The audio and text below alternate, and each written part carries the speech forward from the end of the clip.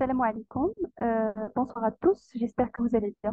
Ravi de reprendre le fil de notre formation complète environnement et j'ai renversé un petit peu l'ordre des séances. Donc, on va d'abord terminer l'ISO 14001 comme ça. Donc, les gens qui sont intéressés par les exigences de la norme et qui travaillent sur une démarche de certification ISO, donc ils auront toutes les exigences à respecter et toutes les étapes pour la mise en œuvre du système. Et par la suite, on va faire les études de cas, les deux, donc études de cas, études d'impact et études de cas aussi ISO 14001. Donc comme ça, on va avancer beaucoup mieux dans notre formation. On va commencer également, donc la semaine prochaine, on va commencer la gestion des déchets.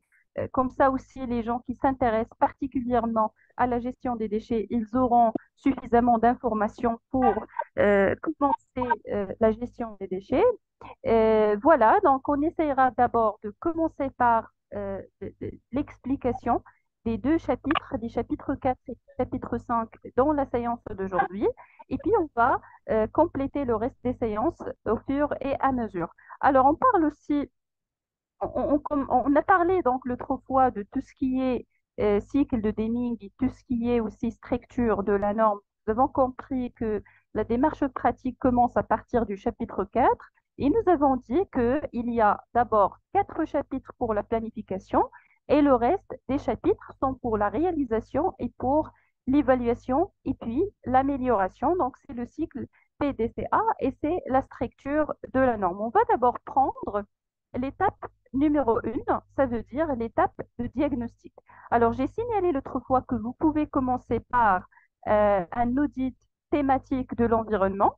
En faisant cet audit-là, vous allez recueillir suffisamment d'informations pour mesurer les écarts, donc pour comprendre quelle est la situation présente et quelle est la situation souhaitable, qu'est-ce qu'on cherche à atteindre, quel est l'écart qu'on cherche à réduire, que ce soit par rapport à une réglementation nationale, par rapport à la norme elle-même, et vous pouvez utiliser des checklists d'audit, et j'ai déjà expliqué ça dans la dernière séance. D'ailleurs, entre parenthèses, la vidéo de la toute dernière séance est disponible dans le fichier Drive dorénavant. Sinon, le premier chapitre dans la norme qui consiste à faire l'analyse et l'état des lieux, c'est le chapitre 4, contexte de l'organisme.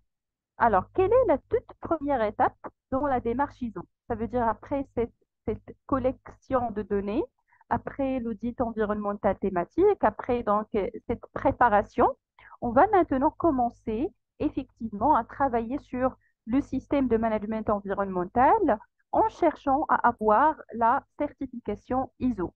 Quelle est la toute première étape à suivre pour planifier d'abord votre système de management environnemental comme donc il est défini au niveau de la norme ISO 14001. Ça veut dire les exigences de la norme qui consistent à faire la planification de votre système environnemental. D'abord, on va commencer par le chapitre 4, donc le premier chapitre pratique au niveau de la norme qui déclenche le processus PDCA, le contexte de l'organisme. Alors, tout simplement, quand on parle d'un contexte d'un organisme, d'une entreprise ou bien autre établissement, on parle de la compréhension de la situation interne et aussi de la situation externe de cet organisme. N'importe quelle démarche de certification ISO commence par l'analyse du contexte. Alors, quand je parle du contexte, je parle des différentes relations entre l'organisme et son milieu interne et entre l'organisme et son milieu externe. Tout simplement, vous avez votre entreprise, vous avez euh, voilà, l'entreprise en question, ou bien l'établissement, parce que la notion de l'organisme dans l'ISO, ça englobe le tout, donc n'importe quel organisme. On va prendre le cas d'une entreprise. Cette entreprise, elle a un milieu interne. Alors, quand je parle du milieu interne, je parle de plusieurs instances, je parle de plusieurs facteurs. Ça peut être des facteurs techniques, des facteurs humains en termes de compétences, des facteurs en termes de disponibilité de ressources, de matériel. Donc, nous avons des enjeux internes à l'organisme. Chaque entreprise, chaque organisme a ses propres enjeux. Alors là, je parle d'enjeux qui peuvent avoir une relation ou bien un impact sur l'environnement ou bien plutôt la performance environnementale de l'entreprise. Donc, on a compris que le système de management, parmi ses objectifs, c'est de faire bien sûr l'organisation, mais aussi de réduire la pollution et de maîtriser les différents aspects et impacts environnementaux de l'organisme, les effluents, les déchets, donc tout autre impact qui peut être nocif pour l'environnement. Alors, l'entreprise, elle a déjà des enjeux qui peuvent, euh, que ce soit freiner l'atteinte de ses objectifs, ou bien, le cas contraire, faciliter l'atteinte de ses objectifs et encourager encore plus l'entreprise et ses parties intéressées à atteindre ses objectifs. C'est pourquoi il est important de comprendre le milieu interne en termes d'enjeux internes. Les enjeux, ils peuvent être positifs, ils peuvent être négatifs. Donc, vous avez la première chose quand on parle du contexte de l'organisme, ou bien la première étape dans la mise en place d'un système ISO environnement, c'est de faire une mise en contexte interne, analyser les enjeux qui peuvent avoir un impact négatif ou positif sur l'atteinte des objectifs en relation avec la performance environnementale. Donc, vous avez l'organisme, il va, il va être associé à son système de management. Donc, normalement, le système de management, il se superpose avec les différentes activités de l'entreprise ou bien de l'organisme. Alors, on va faire une analyse d'enjeux internes et aussi les enjeux externes. Qu'est-ce que dit la norme ISO au concret? La première exigence, c'est de faire une analyse des enjeux internes et des enjeux externes. Pourquoi les enjeux externes? Parce que tout simplement, un organisme ou bien une entreprise, il y a des facteurs externes qui exercent voilà, des contraintes et des forces externes sur cette entreprise. En général, pas juste dans le domaine environnement. Je vous donne un exemple le plus concret dans le cas de l'environnement, c'est la réglementation. Donc, la réglementation et les entités réglementaires, c'est une entité externe qui exerce un pouvoir, qui a un pouvoir sur l'entreprise en termes de la protection de l'environnement. Donc là, c'est un enjeu réglementaire qui oblige l'entreprise et qui pousse l'entreprise à respecter la réglementation. Alors nous, dans le cadre d'un système de management, on ne va pas parler comme ça d'une façon qui est générale, mais on va travailler d'une façon minutieuse et judicieuse. On va dresser la liste de tous les enjeux et puis on va choisir les enjeux internes et les enjeux externes qui peuvent avoir un impact potentiel sur la performance environnementale de l'entreprise d'une façon positive ou bien d'une façon négative. Ça, c'est la première exigence de la norme. La deuxième exigence, toujours dans le chapitre 4, c'est ça aussi a une relation avec le contexte, bien évidemment. Quand je parle du contexte, je parle d'abord de conditions, les conditions internes, les conditions externes. Mais il n'y a pas que des conditions, il y a aussi des personnes et des entités, ce qu'on appelle les parties intéressées. Donc, quand je parle ici, par exemple, d'enjeux environnemental, l'enjeu environnemental, ça a une relation avec la nature, avec, par exemple, les différents risques environnementaux, notamment risque de séisme, risque d'inondation, risque. Donc, ce sont des enjeux naturels environnementaux. Donc, c'est une condition. Mais quand je parle de parties intéressées, je parle surtout d'une entité ou bien d'une personne ou bien groupe de personnes, notamment un client. Donc, un client, c'est une partie intéressée qui a une relation avec l'entreprise et qui peut exercer une force sur l'entreprise à travers les cahiers de charges, à travers les contrats, les exigences clients, dans lesquels le client il a le droit d'intégrer des demandes ou bien des exigences qui ont une relation avec le respect de l'environnement. Par exemple, dans un cahier de charge, vous pouvez avoir un client qui refuse la réception d'une matière première livrée par votre entreprise qui est emballée dans des emballages en plastique. C'est leur droit. Pour nous, pour cette entreprise cliente, ils ne respectent, ils n'acceptent pas les emballages en plastique. Donc, vous êtes obligé de prendre en considération cette exigence. Donc, il y a un ensemble de parties intéressées. Encore une fois, il ne suffit pas de parler, il faut dresser la liste de toutes les parties intéressées, internes et externes, afin d'élaborer un tableau d'exigence. On va voir un exemple. Donc, un tableau d'exigence qui a une relation directe ou indirecte avec euh, la- la- la- l'environnement en général. Alors, le chapitre 4, d'abord, il se divise en deux sous-chapitres. Premièrement, parce qu'il y a d'autres. Le point 4.1, c'est la compréhension de l'organisme et de son contexte. Et le point 4.2, c'est la compréhension des besoins et des attentes des parties intéressées. Alors, je suis responsable environnement. On vient de me responsabiliser. Euh, voilà. Bien plutôt, on vient de me confier la mission de monter et de mettre en place un système de management environnemental. Ça veut dire qu'il y aura des audits, tierces parties, il y aura un suivi, et puis une certification ISO 14001. Alors, qu'est-ce que je dois faire pour le moment?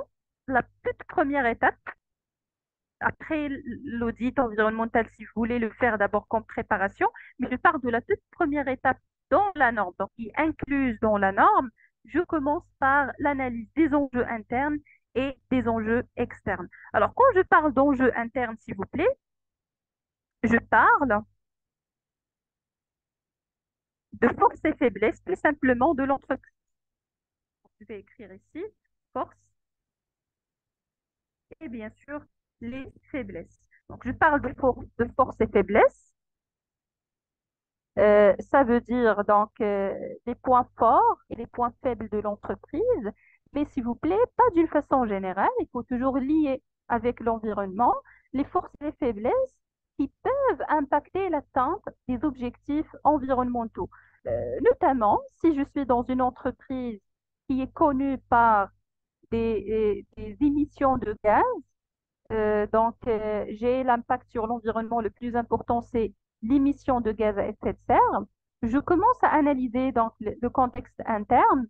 J'ai une faiblesse en ce qui concerne la disponibilité des ressources pour l'achat et l'acquisition des dispositifs de contrôle de la qualité des airs et ainsi de suite. Donc, tout ce qui est capacité à fournir les ressources nécessaires pour améliorer ou bien pour filtrer, par exemple, les gaz et ainsi de suite. Donc, j'ai pas aussi de moyens pour faire le suivi. Donc, ça, c'est une faiblesse.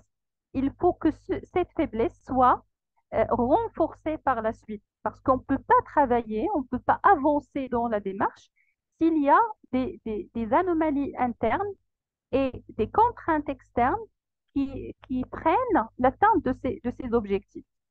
Donc, ces forces et faiblesses, ils peuvent avoir une relation avec, donc je peux dire, les forces et les faiblesses peuvent avoir une relation avec le capital humain, ça veut dire en termes de compétences, compétences et effectifs aussi. Donc, l'effectif humain, donc les ressources humaines, ils peuvent représenter une force comme ils peuvent représenter une faiblesse. Donc, pour faire ce diagnostic, je peux commencer par exemple par l'effectif humain ou bien plutôt par les ressources humaines. Je commence à faire une évaluation des compétences. Est-ce que j'ai déjà une équipe environnement? Est-ce que j'ai un processus environnement? Est-ce que j'ai un technicien environnement? Donc, je pose la question sur les compétences. Si oui, si j'ai suffisamment de compétences, alors ça, c'est une force de l'entreprise. Si j'ai besoin de compétences, alors ça, c'est une faiblesse. Ça veut dire, n'oubliez pas qu'on est dans la planification. Donc, le chapitre 4 fait partie de la planification. Mais pour planifier, il faut faire un diagnostic. Donc là, pour planifier, on comprend qu'il y a une faiblesse en termes de compétences. Alors, dans le plan d'action, on va prévoir une action de recrutement, euh, voilà, d'un responsable, par exemple, environnement, bien d'un technicien environnement. Donc, je fais euh, ou bien plutôt je mesure le niveau de compétence en relation avec la question environnementale dans l'entreprise. Parfois, ce n'est pas un manque de compétences, mais un manque d'effectifs. Par exemple, on a un technicien, mais ce n'est pas suffisant. On aura besoin donc de plusieurs personnes pour pouvoir travailler sur les objectifs environnementaux. Donc, le diagnostic interne aussi, il concerne tout ce qui est ressources, tout simplement, matériel, matière et ainsi de suite. Donc, je peux écrire uniquement ressources. Donc, toutes les ressources matérielles, ressources humaines, ressources financières, ils peuvent représenter une force ou bien une faiblesse. Donc, c'est à vous de décider et ainsi de suite. Donc, organisation et ainsi de suite. Pour les enjeux externes, donc, on parle cette fois-ci d'opportunités et menaces.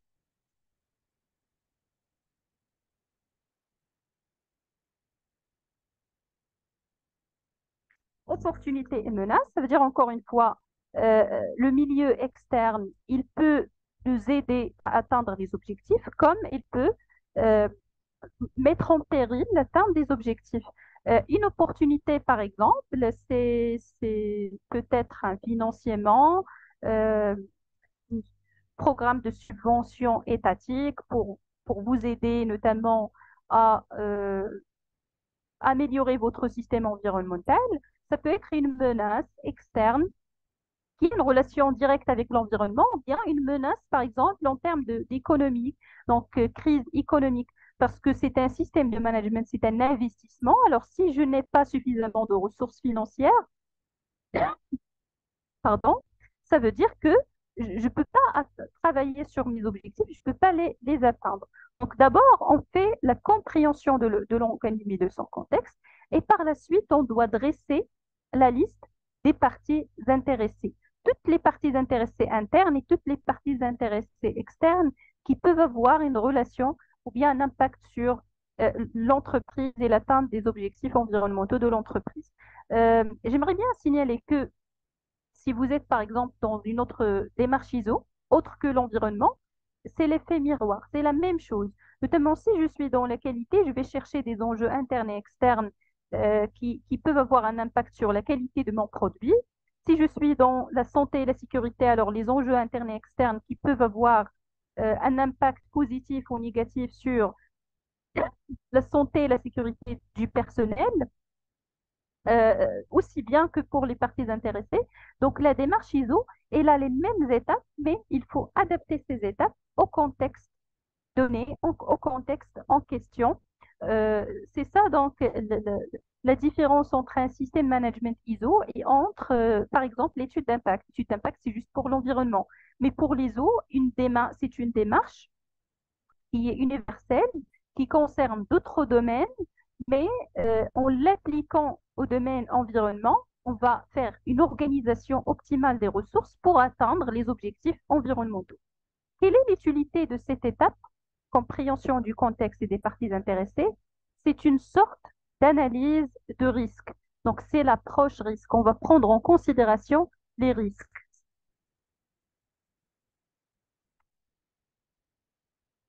Alors, les gens qui font de la gestion de projet, lorsqu'on va commencer un nouveau projet, on fait d'abord l'analyse des risques qu'on peut rencontrer en travaillant sur ce projet-là.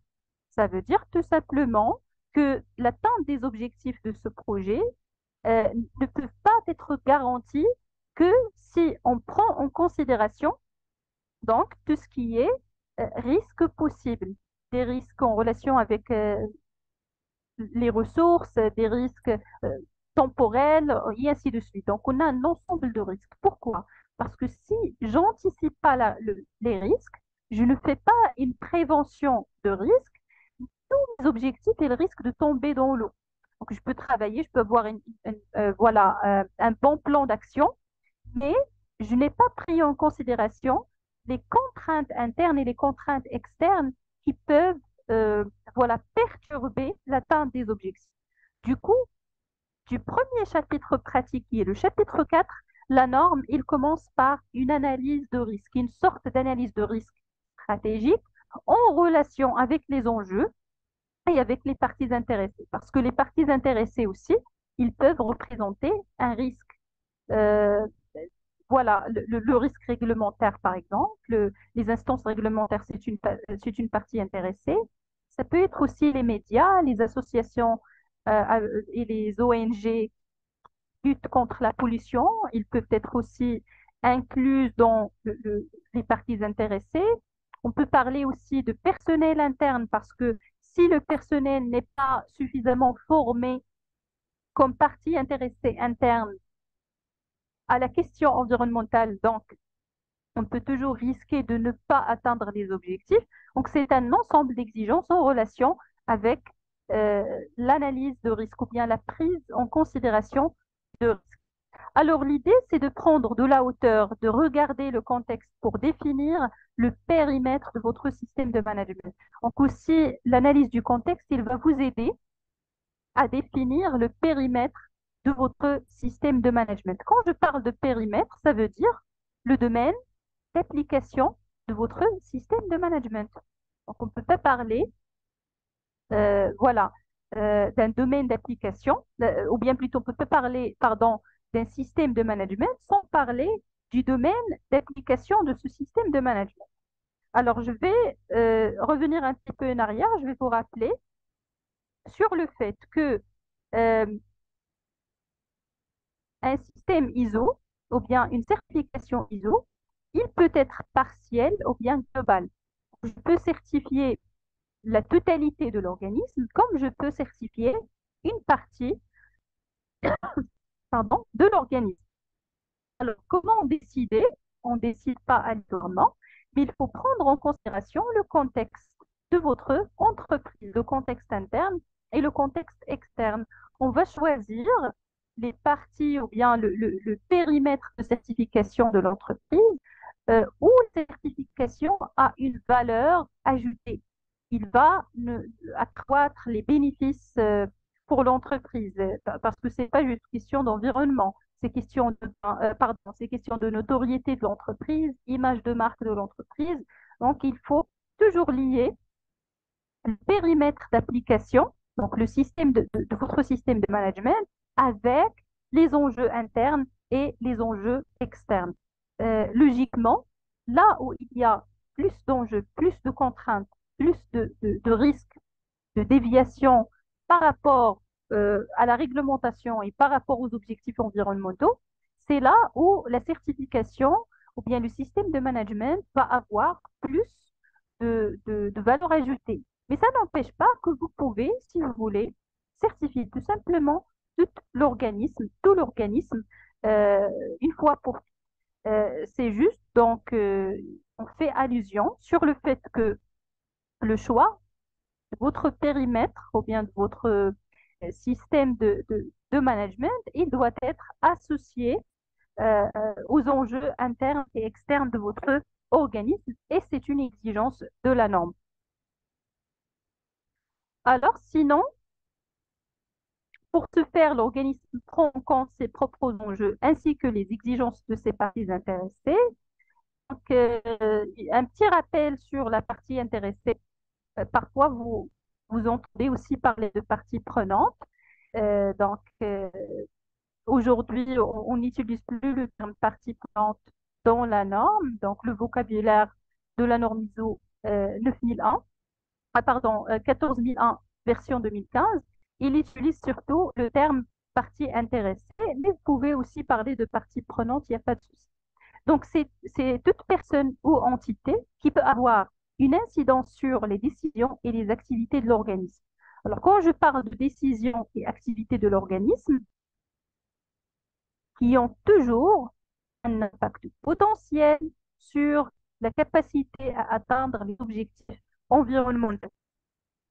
Donc, ils doivent être, ce sont des parties pertinentes pour l'atteinte.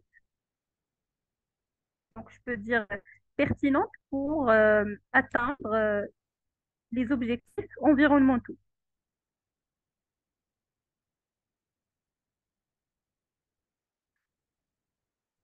Quand je parle d'objectifs environnementaux, là, ça dépend de l'entreprise, hein.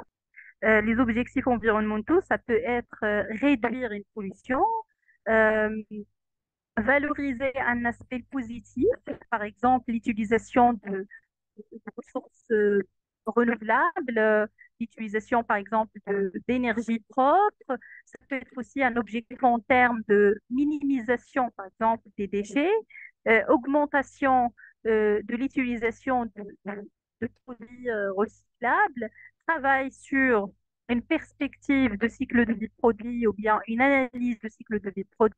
Donc, les objectifs environnementaux, ils ont une relation avec chaque organisme. Donc, chaque organisme a ses propres objectifs environnementaux.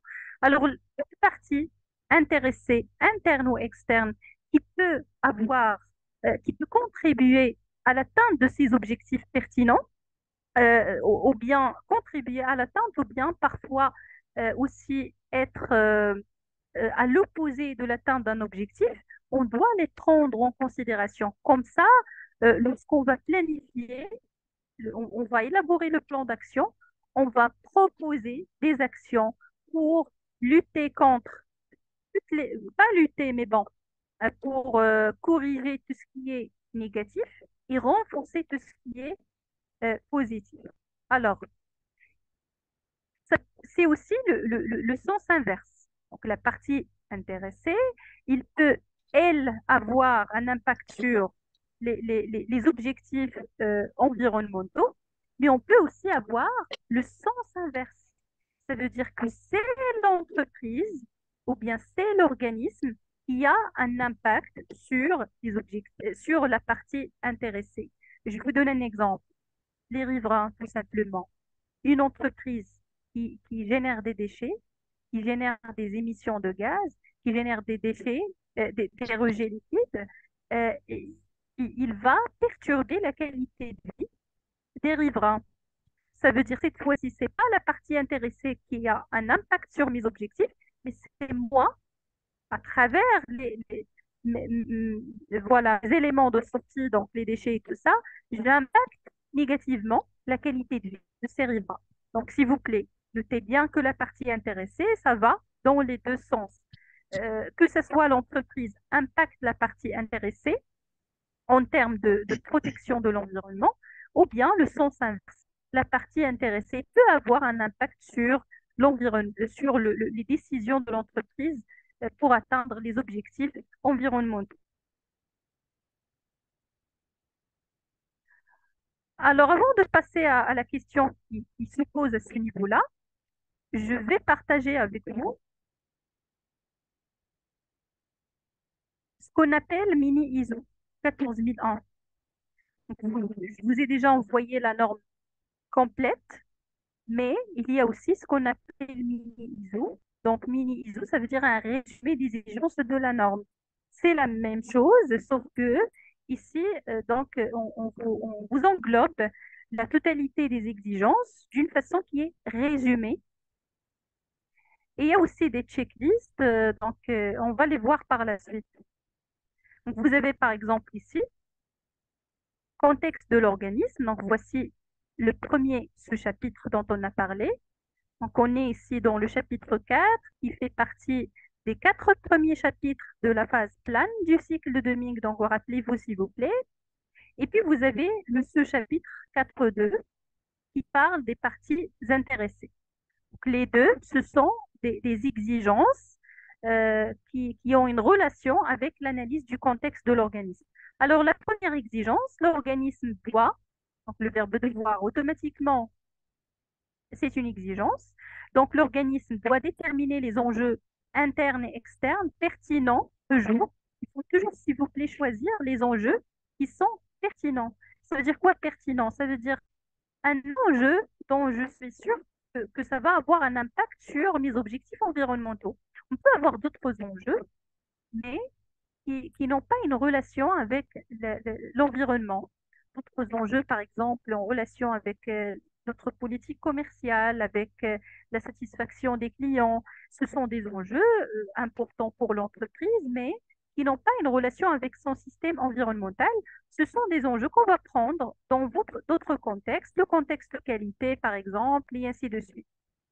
Mais là, on va choisir les enjeux qui sont pertinents.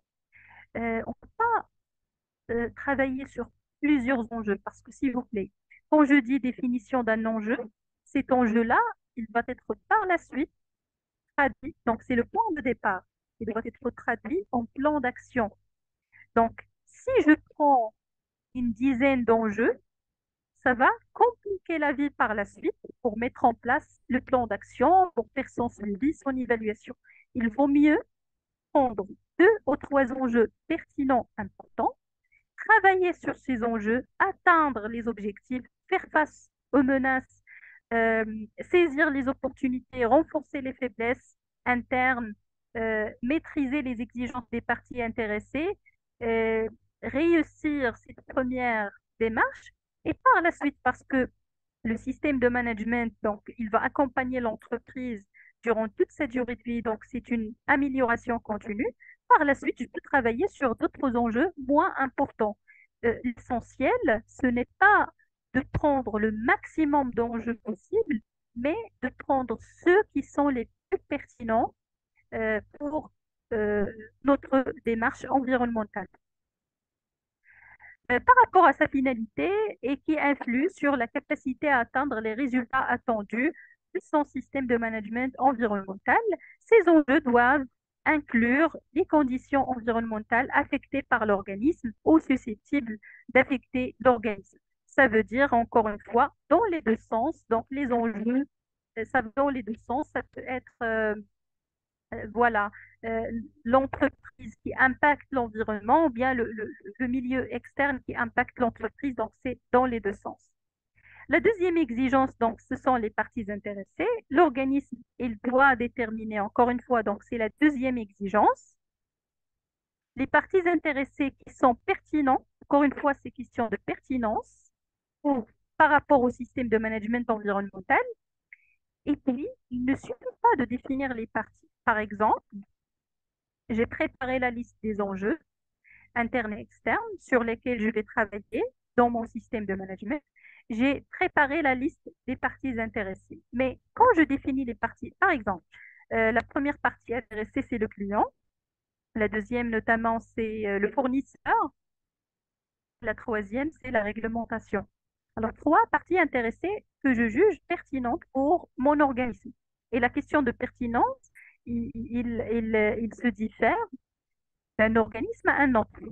Une partie peut être importante pour moi, mais pas importante pour un autre organisme. D'accord? Je fais la liste, mais est-ce que c'est suffisant? Bien sûr que non. Mon objectif, c'est de communiquer avec ces parties intéressées afin de comprendre leurs besoins et leurs attentes pertinentes. Ça veut dire leurs propres exigences. Donc, il y a des exigences de la norme, c'est ce que je viens de vous expliquer maintenant. Première exigence, deuxième exigence, mais il y a aussi des exigences de parties intéressées qui ne figurent pas dans la norme, mais qui figurent euh, dans les différents documents et les différents types de moyens de communication entre l'organisme et ses propres parties intéressées. Notamment, j'ai décidé que le client, c'est une partie pertinente pour la question environnementale, alors je dois chercher dans les cahiers de charges, dans les contrats signés avec ce client, dans voilà, les échanges directs, les réunions. Je peux faire une réunion, je peux faire une communication voilà, à travers, par exemple, des emails et ainsi de suite pour comprendre qu'est-ce que ce client attend de l'entreprise qui a une relation avec l'environnement. Un client qui demande euh, l'utilisation de certains produits biodégradables euh, dans la composition du produit, par exemple, de mon entreprise, un client qui exige le respect des règles d'hygiène et d'environnement lors de la livraison notamment. Donc, vous avez peut-être les clients peuvent avoir donc ou pas des demandes comme ça en relation avec l'environnement. Le fournisseur notamment, cette fois-ci, c'est moi le client et le fournisseur, c'est lui qui est obligé de respecter mes propres exigences. Alors je dois lui définir, donc quand je parle de besoins et attentes, cette fois-ci, c'est mes propres besoins et attentes. Donc je dois définir pour ce fournisseur-là quelles sont les conditions de non ou bien les critères d'acceptation d'une matière première ou bien d'un produit livré par ce fournisseur qui ont une relation toujours avec l'environnement. Cette fois-ci, par exemple, c'est moi qui exige que le produit soit, ou bien la matière première soit emballée dans un emballage en papier au lieu de plastique. J'exige, par exemple, lors du transport, l'utilisation de véhicules bien contrôlés contre tout ce qui est émissions et gaz d'échappement, et ainsi de suite. Donc, j'ai aussi mes propres besoins par rapport donc, au fournisseur. Si la partie prenante pertinente, c'est la réglementation, et d'ailleurs ça, on le trouve partout, la réglementation, elle est toujours existante, que ce soit dans les enjeux ou bien dans les parties intéressées, et c'est pour euh, tous les organismes, tous les secteurs. Alors, qu'est-ce que je dois faire? Je dois chercher cette législation nationale que je dois respecter en relation avec la question environnementale. Donc, ce sont les deux premières exigences.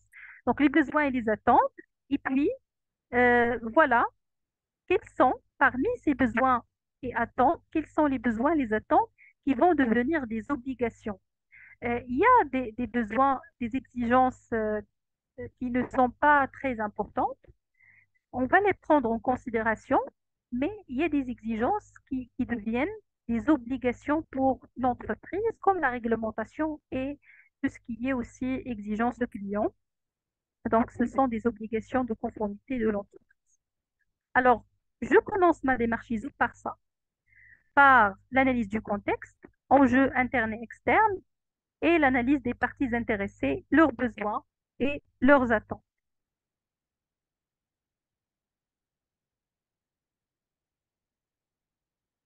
La question qui se pose à la fin de cette étape, donc maintenant vous avez collecté suffisamment de données, vous avez fait la liste des enjeux et tout ça, euh, quelle est la question qui se pose, notamment je vais me mettre en place, donc on va euh, se mettre en place de l'auditeur, bon, parce qu'il y aura un audit vers la fin, un audit par rapport aux exigences de la norme. Je ne parle pas ici de l'audit thématique dont on a parlé l'autre fois, mais l'audit, votre système de management pour vous donner la certification, ou bien l'audit de surveillance pour décider après octroi de certification, est-ce qu'on va la garder ou bien est-ce qu'on va la retirer parce que c'est toujours possible de la retirer si vous ne respectez pas les exigences.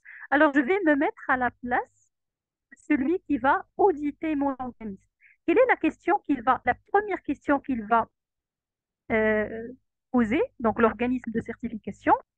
Est-ce que votre entreprise, donc l'organisation, a-t-elle conduit une revue pour pleinement déterminer les questions ou bien les exigences, les enjeux externes et internes permettant d'établir le contexte de l'organisation?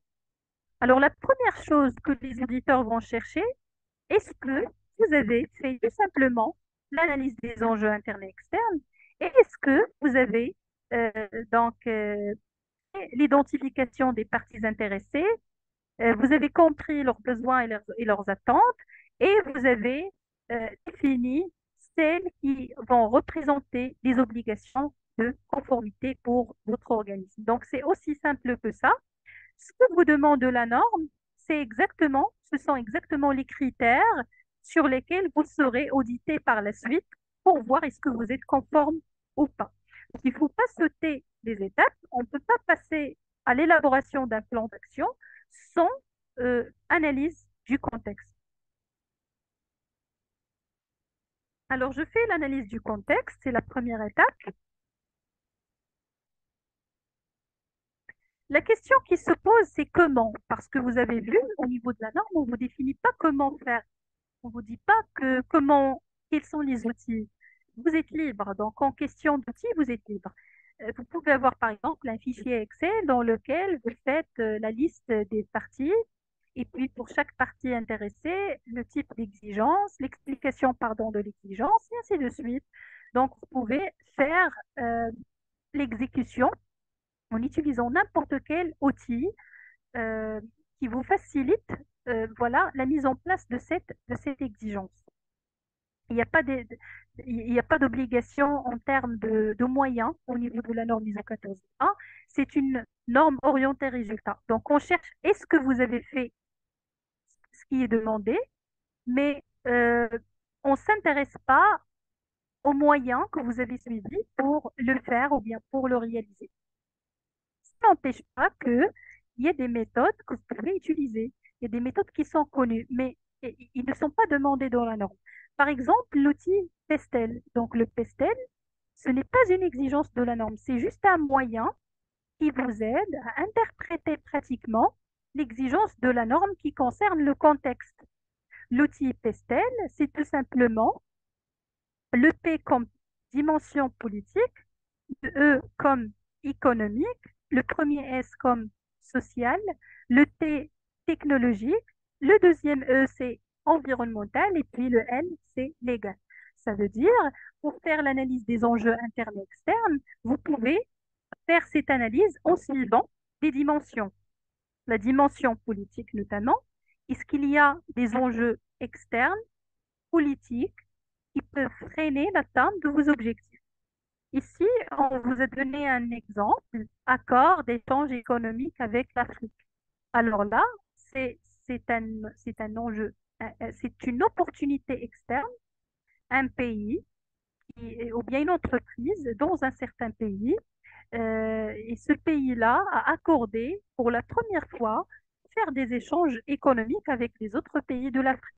Ça, ça vous semble que ça n'a pas une relation avec l'environnement, mais ça a une relation avec euh, voilà, les ressources économiques de l'entreprise.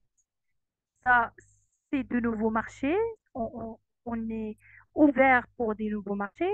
On va donc augmenter nos échanges, nos activités. Ça veut dire qu'il y aura des gains économiques.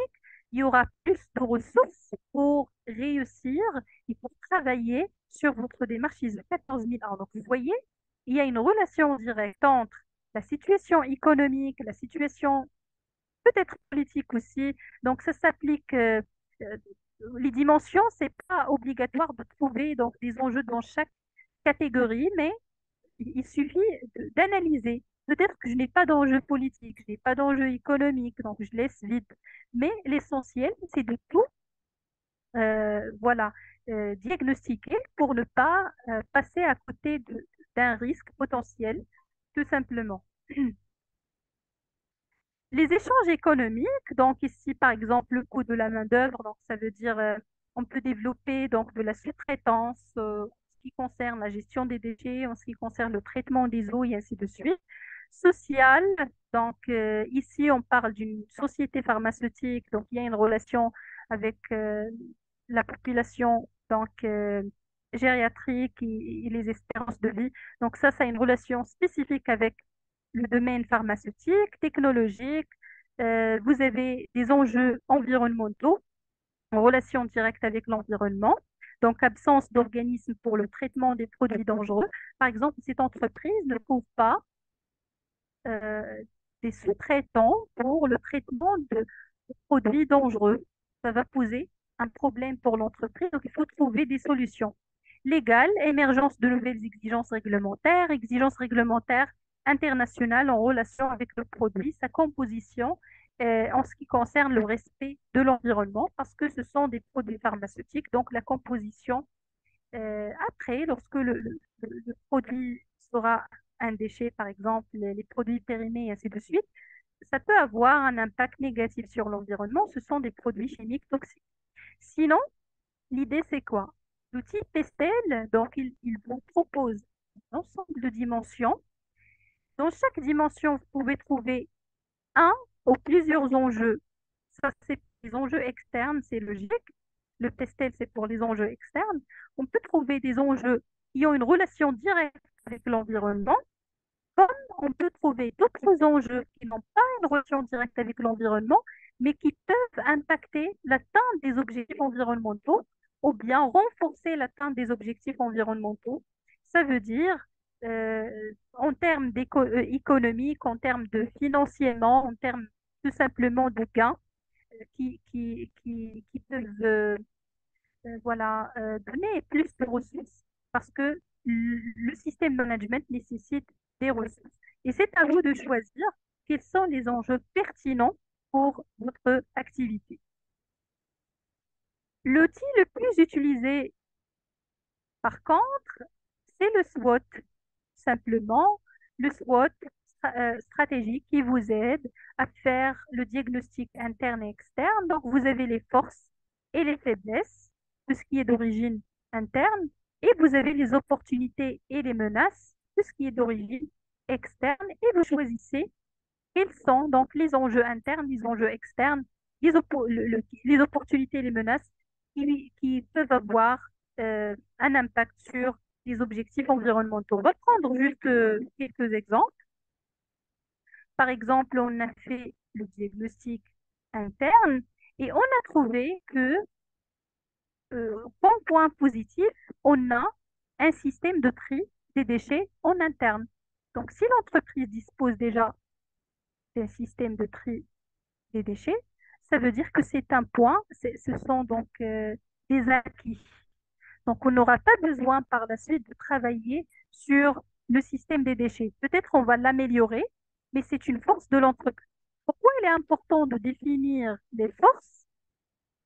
D'abord pour les maintenir. On a un point fort aujourd'hui, mais on n'est pas sûr est-ce que ça va toujours rester comme une force. Je vous donne par exemple le cas d'une personne qui parle une deuxième langue. Donc, c'est un point fort aujourd'hui. Mais après certaines années, si je ne fais pas, par exemple, le maintien de cette langue, ne l'utilise pas, je ne communique pas en utilisant cette langue, je vais tout simplement perdre mon vocabulaire et perdre cette force. Même chose, j'ai par exemple un système de tri sélectif, mais tant que ce système de tri sélectif n'est pas toujours surveillé, maintenu, on n'a pas un suivi, ça risque tout simplement, on risque de perdre donc cette force. D'où vient l'importance de l'analyse de vos forces internes. Aussi, les forces, ils sont importantes pour ne pas gaspiller, bien plutôt pour optimiser les ressources.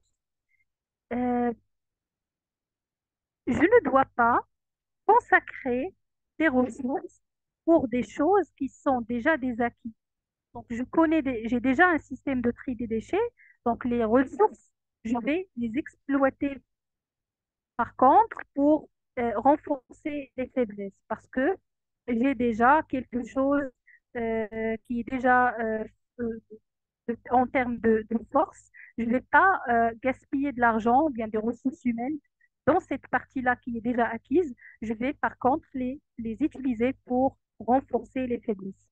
Je fais la même chose et j'ai dit que les forces et les faiblesses, ils peuvent avoir une relation avec les compétences humaines, avec le matériel, avec l'organisation, euh, et ainsi de suite. Comme force aussi, notamment ici, vous avez matériel et technologie en faveur de l'environnement. Dans cette entreprise, on a déjà une bonne technologie en ce qui concerne euh, les- la filtration, par exemple, des gaz, le traitement des eaux personnel expérimenté et compétent, et vous avez le recyclage des eaux usées et l'utilisation de sources d'énergie renouvelables.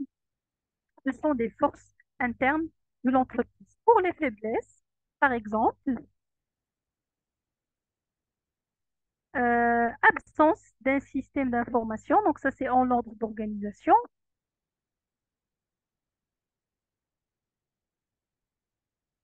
Alors, par exemple, le magasin de produits chimiques qui est mal organisé. Donc, un magasin de produits chimiques mal organisé favorise les risques de déversement, de contamination du sol, contamination de l'eau, les risques d'avoir des situations d'urgence environnementale comme des incendies, comme euh, donc la production de vapeurs toxiques, euh, pollution de l'air. Alors, une mauvaise organisation du magasin de produits chimiques, c'est une faiblesse.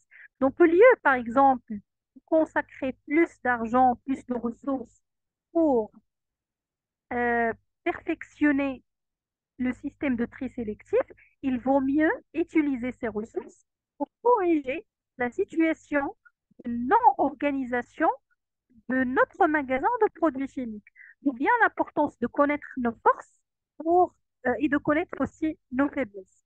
Dans notre plan d'action, on va consacrer, ou bien on va définir des actions qui vont dans le sens d'organisation du magasin, lutte par exemple contre le problème de débordement. Donc, si j'ai des débordements, alors j'ai besoin de moyens pour lutter contre la contamination du sol à cause de cette infiltration. Vous avez aussi tout ce qui est système d'information.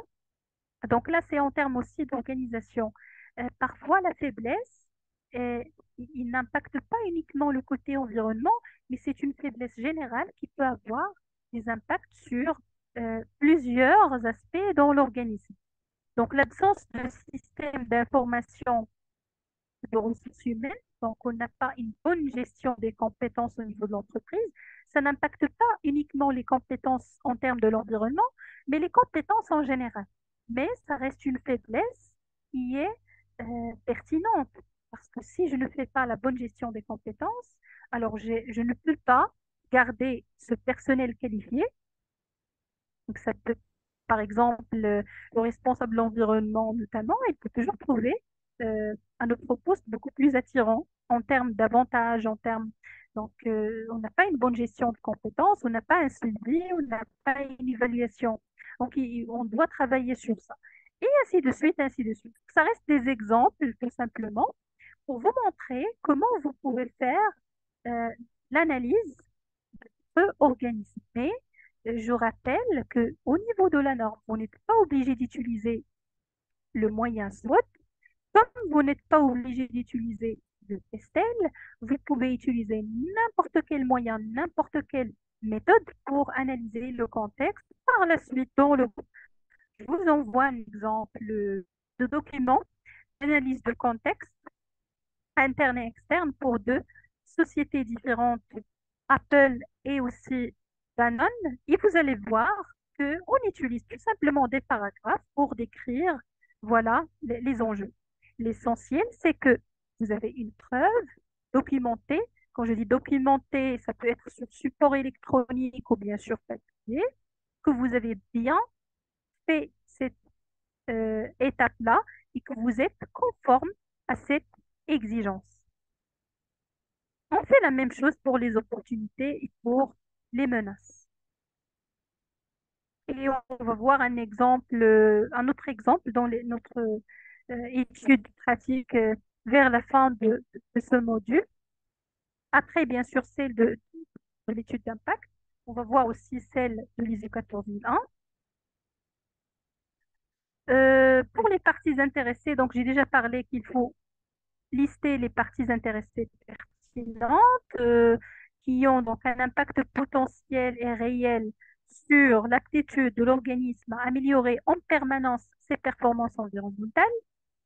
Euh, Ces parties intéressées, on doit les étudier pour savoir quels sont leurs besoins et leurs attentes, aussi bien que quels sont nos propres besoins et attentes par rapport à cette partie. Et puis, il faut élaborer un plan de surveillance et de revue de ces informations. Alors, si vous voulez, quand je dis enjeux internes et externes, et quand je dis parties intéressées, c'est des choses qui sont dynamiques. Les enjeux changent. Par exemple, le marché change, donc les enjeux changent. Le, voilà. Euh, la situation économique mondiale et nationale change, donc mes enjeux économiques changent. La réglementation aussi, elle change. Donc, question de définir les enjeux, bien définir les parties intéressées. Je peux avoir de nouveaux clients, je peux avoir de nouvelles parties intéressées, je peux avoir la même partie intéressée, mais avec d'autres ou bien de nouvelles exigences. Alors, tout le milieu interne et le milieu externe évoluent. C'est pas quelque chose de figé et de stable, mais c'est trop dynamique. Alors, la norme il ne suffit pas de définir une seule fois les enjeux et les parties intéressées, mais il faut les surveiller d'abord. Donc, quand je dis surveillance, ça veut dire ce que j'ai déjà identifié, donc les exigences et les attentes que j'ai déjà identifiées, je dois faire leur surveillance et leur suivi. Notamment, le client, ou bien plutôt la réglementation, par exemple, c'est le respect de la réglementation, c'est un enjeu externe. Alors, lorsque je vais identifier les différents textes de loi pour lesquels je dois me conformer, il ne suffit pas de les définir, mais nous devons les surveiller, notamment euh, surveillance de la qualité de l'air, surveillance des normes réglementaires de la qualité de l'eau, surveillance du système de gestion de déchets et tout ce qui est bordereau de suivi, et ainsi de suite. Donc là, on parle de surveillance de ce que nous avons déjà défini. Mais il ne suffit pas de surveiller, il faut revoir. Parce que comme j'ai dit tout à l'heure, il peut y avoir des changements réglementaires, des changements en termes d'enjeux et ainsi de suite. Donc la revue concerne les nouveautés tout simplement. Il faut toujours revoir. Et généralement, ça se fait annuellement. Au début de chaque cycle PDCA, on doit revoir la liste des parties intéressées. Que ce soit cette revue va donner naissance à une actualisation ou bien un update, donc un changement. Sinon, si je remarque qu'il n'y a pas de changement, je garde les mêmes informations. L'essentiel, c'est de m'assurer qu'il n'y a pas de changement en termes d'enjeux, en termes de parties intéressées et en termes de milieu externe de l'entreprise. Donc, il ne suffit pas, dans la norme, il ne suffit pas de surveiller, mais nous devons aussi revoir d'une façon systématique ce que nous avons déjà défini. Alors, on identifie les parties prenantes, bien les parties intéressées, une chose. On analyse ces parties, ça veut dire on doit que ce soit analyser une documentation, communiquer, faire des réunions pour comprendre leurs besoins et leurs attentes, et puis déterminer les actions. Une fois l'exigence de la partie intéressée est définie, il faut savoir comment répondre à cette exigence. Je vous donne ici un exemple de tableau de parties intéressées et je vous envoie dans le groupe le tableau complet parce que ça, c'est juste un extrait. Je vous envoyerai donc l'étude de cas de l'entreprise pharmaceutique. Vous pouvez consulter le tableau tout entier. L'essentiel, on va prendre juste un exemple pour illustrer l'exigence. Et encore une fois, ce tableau, c'est juste un modèle. Dans la norme, il n'y a pas de modèle exact. Je vous demande tout simplement de comprendre et d'analyser les parties intéressées, leurs besoins, leurs attentes, les surveiller, les revoir, mais on ne vous définit pas comment. Notamment ici, vous avez la partie intéressée, autorité, État et pouvoir public. Donc ça, c'est la partie intéressée pertinente pour cette entreprise en termes d'environnement. Euh, pour décider de l'importance de la partie, vous pouvez accorder des, des chiffres tout simplement pour dire est-ce qu'elle est importante ou pas. Par exemple, si j'utilise ici une autre partie intéressée, par exemple ici client, la partie intéressée client, le client généralement il n'a vraiment tendance à avoir un grand impact lorsqu'on parle de l'environnement. C'est rare lorsqu'on trouve un client qui exige des choses qui ont une relation avec le respect de l'environnement. Généralement, le client il s'intéresse beaucoup plus à la qualité du produit ou bien du service.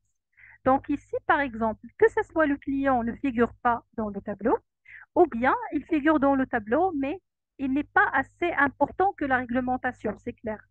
La réglementation, c'est une obligation. Donc, le client, je peux par exemple l'accorder 1 sur une échelle allant de 1 jusqu'à 5. Et ça, c'est juste un exemple. Donc, ça dépend de chaque entreprise. Mais ici, par exemple, le client, j'accorde 1, alors que pour la partie intéressée, autorité, État et pouvoir public, donc la réglementation tout simplement, j'accorde le 5 sur une échelle allant de 1 jusqu'à 100. Vous n'êtes pas obligé de faire voilà, cette évaluation euh, de cette façon bien concrète, mais l'essentiel, c'est de choisir des parties qui sont pertinentes. Toujours question de priorité. Quel est le besoin et l'attente de cette partie? Qu'est-ce qu'attendent les autorités et les pouvoirs publics de mon organisme?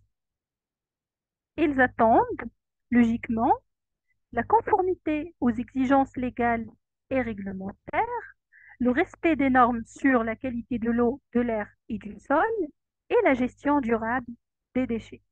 Ce sont les besoins et les attentes de cette partie. Ça peut être un tableau Excel, d'accord? Les besoins et les attentes de l'organisme. Ça, le faux sens ne figure pas. Par exemple, ça veut dire le sens impacte l'entreprise, il n'impacte pas les autorités. Par contre, pour le client, par exemple, on peut avoir le sens inverse. Là, donc, il n'y a pas une exigence dans le sens inverse. Le mode de surveillance, parce que dans la norme, on vous dit qu'il faut surveiller et revoir. Le mode de surveillance, la méthode, par exemple, comment peut-on arriver au respect de ce besoin, comment assurer la conformité réglementaire, comment respecter les normes sur la qualité, comment faire une bonne gestion durable des déchets, c'est à travers ce qu'on appelle une veille réglementaire. Donc, pour la présente entreprise, le moyen de surveillance, c'est la veille réglementaire. La veille réglementaire, c'est d'abord élaboration d'une procédure pour l'identification des exigences, donc comme celle que nous avons vue dans l'audit environnemental thématique. Donc l'essentiel, c'est de chercher les textes de loi, les textes qui sont applicables, quelles sont les normes concrètes que nous devons respecter. Il ne suffit pas de généraliser les choses comme ça, mais dans la veille réglementaire, il faut définir votre propre procédure de veille et aussi avoir une base de données dans laquelle vous collectez toutes les exigences légales, vous faites la surveillance et le suivi des exigences légales en relation avec votre activité. Il faut définir la fréquence.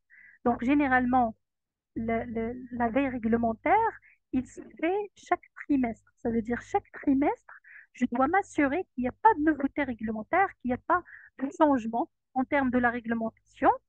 Mais pour le suivi quotidien, ou bien, pardon, pour le suivi donc, des différentes exigences, ça peut être quotidiennement, ça peut être chaque semaine, ça dépend de la nature du suivi. Notamment, si je vais prendre des échantillons, il faut définir la fréquence et ainsi de suite. Et le responsable, qui est responsable, bien sûr, de rédiger la procédure et de surveiller la procédure, c'est le responsable, par exemple, hygiène, sécurité et environnement. Je procède comme ça pour toutes les parties intéressées. Donc, dans un tableau Excel, vous faites comme ça pour toutes les parties. Le moment de l'audit, vous avez ce tableau-là comme réponse à l'exigence. Est-ce que le tableau est suffisant? Bien sûr que non. Parce que si je dis ici qu'il faut faire une veille réglementaire, alors il faut préparer la veille réglementaire. Chercher toutes les normes de la qualité de l'eau que vous devez respecter. Si vous avez donc, cet aspect-là, si vous avez des raies, si vous avez des émissions de gaz, alors les normes sur la qualité de l'air, réglementation sur les déchets solides en termes de gestion, stockage, traçabilité et élimination.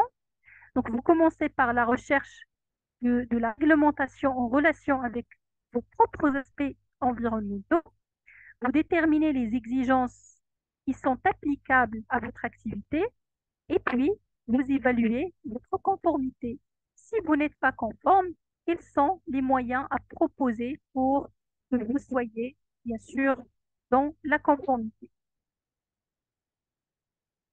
Vous pouvez revenir, s'il vous plaît, vers la partie, que ce soit étude d'impact, ou bien aussi, vous pouvez revenir vers tout ce qui est audit environnemental, donc la dernière séance que nous avons fait, et revoir le processus de veille réglementaire. C'est la même chose, le processus de veille réglementaire pour répondre à la question euh, en relation avec la réglementation.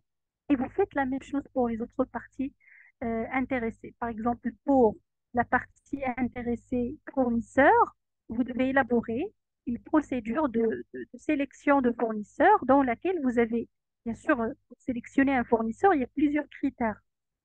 Il y a des critères en termes de qualité de la matière, il y a l'acceptation en termes de certaines exigences techniques, mais vous rajoutez aussi, si vous avez des besoins et des exigences en termes de l'environnement, vous allez les rajouter.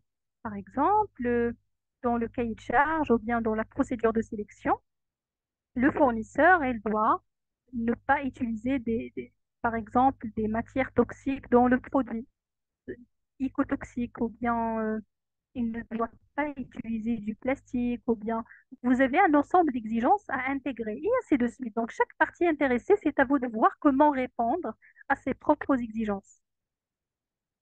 Alors, pour ne pas perdre le fil, le chapitre 4, contexte de l'organisme, vous oblige de faire l'analyse des enjeux internes et externes, des besoins, pardon, et les attentes des parties intéressées, et bien sûr, de faire euh, la veille réglementaire en relation avec l'environnement. L'exigence suivante, c'est la définition du périmètre de votre SME. Ça veut dire le domaine d'application de votre système de management. À ne pas confondre avec le chapitre 1, au niveau de la norme, vous avez le tout premier chapitre, domaine d'application. Ce domaine d'application dans le chapitre 1, ce n'est pas votre domaine d'application, c'est juste le domaine d'application général normisé. Ne comporte aucune exigence, on vous dit que la norme est applicable pour tout organisme, de toute nature, de toute taille, de tout secteur d'activité, ainsi de suite. Mais là, on parle de votre périmètre de certification du système de main environnemental sous forme de document écrit. Donc, dans un document écrit, vous allez définir, par exemple, si vous avez une entreprise, vous êtes dans une entreprise et cette entreprise, il a plusieurs sites. On a par exemple un site dans la ville d'Agadir, un site dans la ville de Taroudan, un site dans la ville de Marrakech, de Tanger, de Fès, et ainsi de suite. Alors là, on va définir, est-ce que ce système de management environnemental est applicable uniquement au site d'Agadir, ou bien si aussi il va inclure également, euh, donc on va faire l'inclusion aussi du site de Marrakech ou bien dans le même site, est-ce que tous les établissements ou bien tous les processus sont concernés ou bien il est applicable juste à une partie? Pourquoi il est important de faire ça? Le moment de l'audit, on va donc vous juger euh, sur la conformité des exigences uniquement qui font partie de votre domaine d'application. Ça veut dire, vous avez fait l'analyse des enjeux pour, par exemple, votre périmètre d'application d'Agadir, le site d'Agadir. On ne va pas vous juger pourquoi vous n'avez pas pris en considération les enjeux qui ont une relation avec une autre activité qui se situe dans une autre ville. Pourquoi? Parce que dans votre domaine d'application, vous avez bien dit que notre système environnement concerne uniquement cette partie-là. Alors là, il faut définir le domaine d'application. Il faut faire attention, c'est très important, et ça peut être une non-conformité ou bien un écart au moment de l'audit. Il faut prendre en considération au moment de la définition du domaine d'application les résultats du contexte de l'organisme. Donc, vous voyez ici que j'ai euh, lié entre le contexte et entre le domaine d'application. Pourquoi? Parce que il faut respecter donc ces données-là au moment de la définition. Euh, Ça figure dans la norme également. Donc, le point 4.3, c'est la détermination du domaine d'application du SME en prenant en considération les enjeux internes et externes. Bien que vous avez le droit de choisir le domaine de certification, mais quand même, il faut être logique. D'accord? Euh, Par exemple, j'ai deux activités différentes une activité n'a pas une relation avec l'autre. Notamment, l'entreprise, il fait la production de deux produits, le produit X et le produit Y. Les deux produits se fabriquent dans deux sites différents, bien deux chaînes de fabrication différentes. L'une n'a pas une relation avec l'autre. Alors là, je peux ne pas certifier le domaine, ou bien plutôt le processus d'élaboration du produit X, et de choisir uniquement de certifier le processus de production du produit Y, parce qu'il n'y a pas une relation. Mais si je trouve que les mêmes enjeux, donc un seul enjeu qui va impacter les deux produits, ou bien les deux sites de production, euh, les mêmes besoins s'appliquent aux deux sites, les mêmes exigences réglementaires pour les deux sites, donc ce n'est pas logique de faire l'exclusion d'un processus, alors que ce sont les mêmes enjeux qui s'appliquent aux deux processus. Donc, vous me comprenez.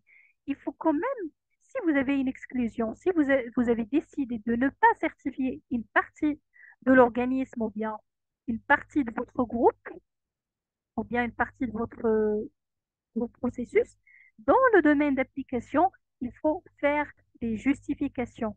Pourquoi et quels sont donc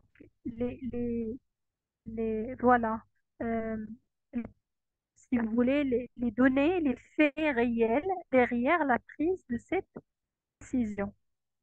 Alors, je vais revenir vers le mini-ISO.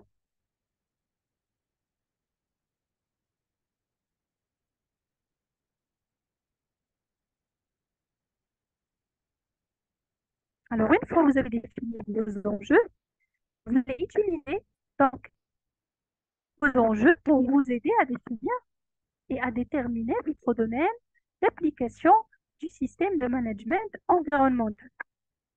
Alors, on est toujours dans le chapitre 4 qui fait toujours partie de la phase planification. Voilà le point 4.3.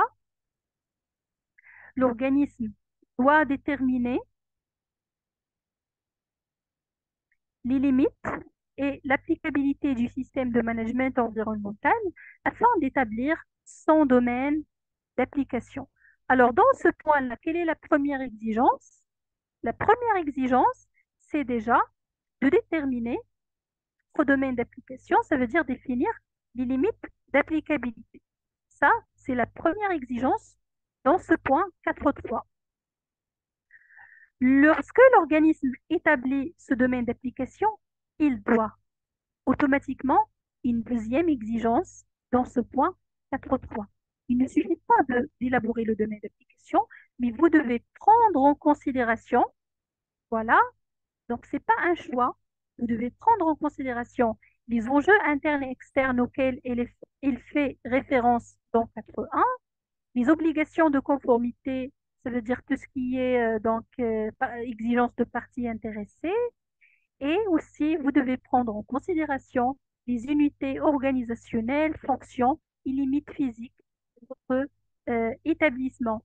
Donc, ce n'est pas logique, comme j'ai dit tout à l'heure, de certifier on ne certifie pas le produit, mais un processus de production d'un certain produit, ou bien de certifier une activité si vous êtes dans le secteur des services et des activités, et de ne pas certifier un autre processus alors que les deux, ils ont des interactions les uns avec les autres.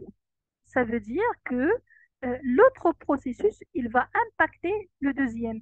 Donc, il y a des relations. Donc, on ne peut pas séparer les limites physiques, les limites organisationnelles aussi, on doit les prendre en considération au moment de la définition du domaine d'application.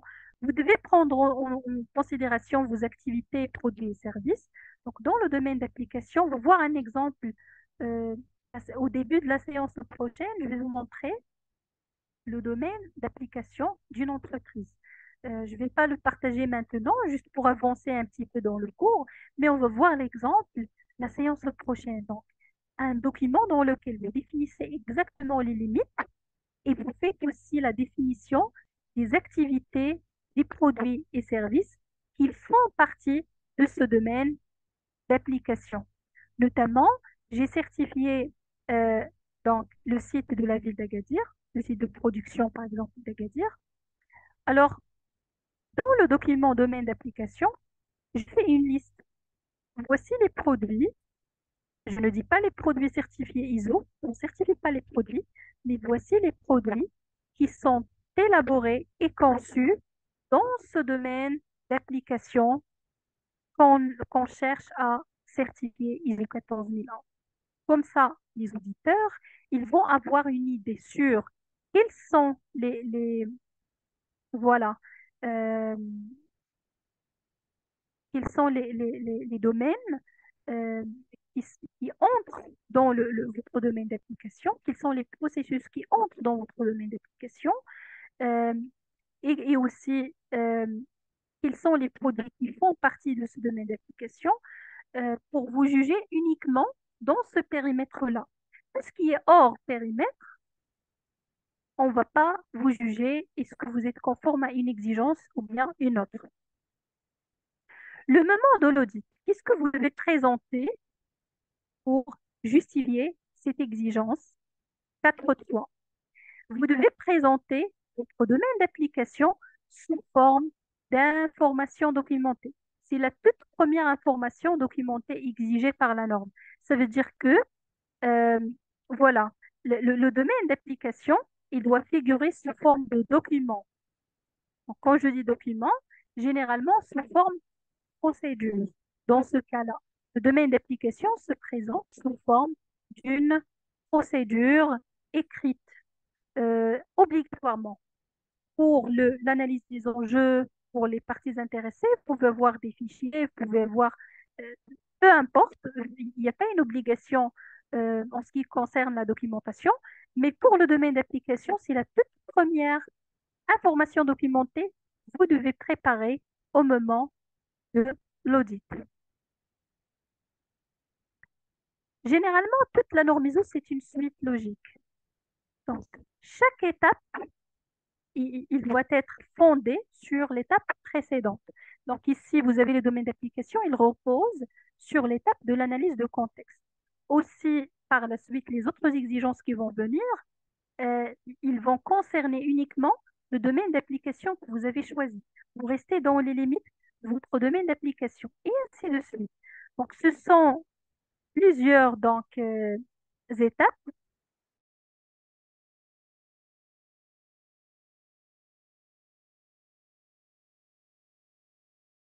pour, pour qui se répètent, où on a bien fait le contexte de l'organisme, c'est-à-dire la première étape, on a élaboré le domaine d'application, on a défini les processus environnementaux, on a défini la politique, on a élaboré le plan d'action. Donc, si je vois comme ça d'une façon séparée, les exigences, elles sont bien respectées parce que toutes les étapes ont été faites. Mais lorsque je prends notamment le domaine d'application, je ne trouve pas qu'il y a un lien logique entre votre situation et votre domaine d'application. Parce que le contexte de l'organisme, c'est l'état des lieux. Donc, l'état des lieux, il vous donne les écarts à minimiser. Donc, automatiquement, tout ce qui va venir par la suite, c'est pour réduire ces écarts que nous avons identifiés dans le contexte de l'organisme. Renforcer les points faibles, euh, saisir les opportunités positives, faire face aux menaces qui représentent des risques potentiels. Euh, Si je ne trouve pas qu'il y a un lien, ça veut dire que il n'y a pas une chaîne, une suite logique, mais ce sont des étapes séparées et ce n'est pas l'objectif de la norme. Si je trouve par exemple que la politique environnementale ne prend pas en considération les résultats du contexte, notamment dans le contexte, on a vu que l'entreprise, dans l'analyse SWOT, elle a un problème avec le stock des produits chimiques qui est mal organisé, ce qui favorise les risques environnementaux et les situations d'urgence environnementale, de contamination, euh, voilà, de euh, renversement de produits, et ainsi de suite. Alors que dans la politique, je ne trouve pas, par exemple, des objectifs qui répondent à cette problématique. Je trouve d'autres objectifs objectifs en relation avec, par exemple, les déchets ou bien en relation avec les émissions. Donc, ce n'est pas logique du tout. Il faut avoir une suite logique. Encore une fois, le plan d'action doit être homogène avec les anciennes étapes. La partie réalisation, elle doit refléter exactement ce que vous avez planifié. Donc, c'est une suite logique. Il ne faut pas respecter les étapes d'une façon séparée, mais chaque étape, elle est fondée sur les résultats de l'étape précédente. Une fois vous allez définir votre domaine d'application, documenter le domaine d'application, lier surtout le domaine d'application avec le contexte de l'entreprise, on va arriver au point 4.4, qui est le dernier point dans le chapitre 4. Le point 4.4, c'est, si vous voulez, voilà, euh, donc ce que nous avons vu maintenant, le contexte, donc les enjeux, les parties intéressées, le domaine d'application, ce sont des étapes de préparation. Mais c'est à partir du point 4.4 qu'on va commencer à parler d'une façon claire et directe des systèmes de management environnemental. Alors là, je vais commencer à fonder mon système de management environnemental en se basant sur ce que je viens de définir et de faire. C'est logique parce que je ne peux pas parler d'un système avant d'abord de définir un domaine d'application. Alors, pour vous éclaircir cette partie avant de passer au chapitre 5, voilà, je vais partager avec vous le tableau blanc pour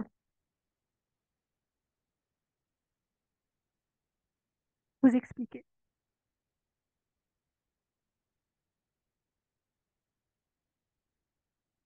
Alors, on va, notre objectif, c'est quoi? Notre objectif, c'est d'avoir la certification ISO.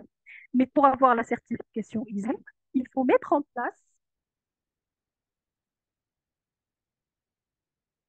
le système de management environnemental. Donc, c'est ça notre objectif de base.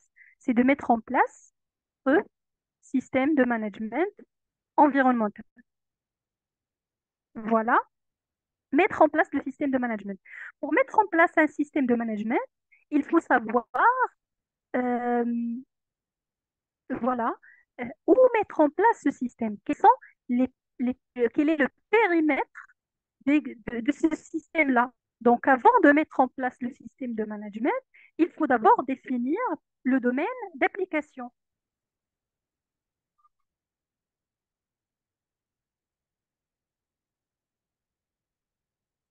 Alors, le domaine d'application, pourquoi? Pour pouvoir mettre en place par la suite le système de management, parce que je ne peux pas travailler sans savoir quelles sont mes limites, sur quoi je vais exactement travailler. Le domaine d'application, lui, à son tour, je ne peux pas le définir sans collection de suffisamment de données. Je ne vais pas choisir aléatoirement le domaine. Qui justifie voilà, les exclusions que je vais faire? Qui justifie, comment justifier le choix d'un certain périmètre et non pas un autre? Donc, c'est pourquoi il faut commencer par l'analyse du contexte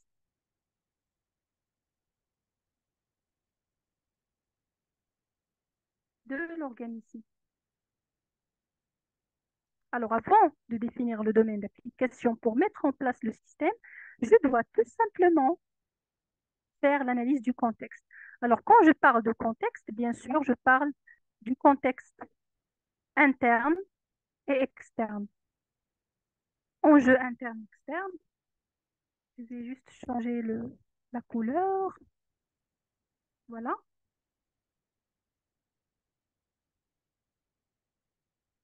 Enjeu interne et externe. Partie intéressée,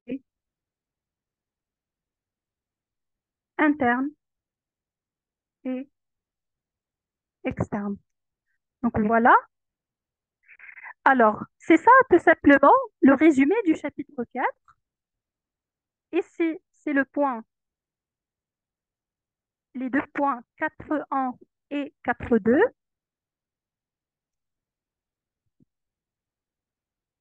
Donc, je fais ces résumés comme ça.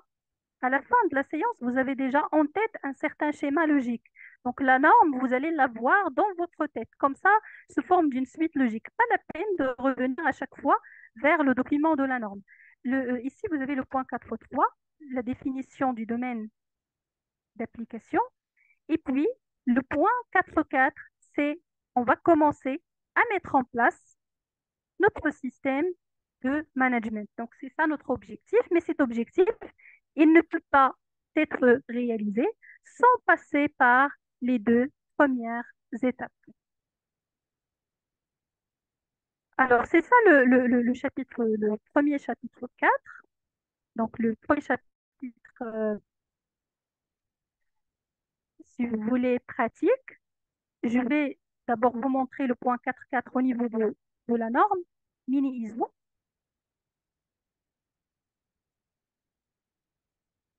J'attends juste le partage de l'écran.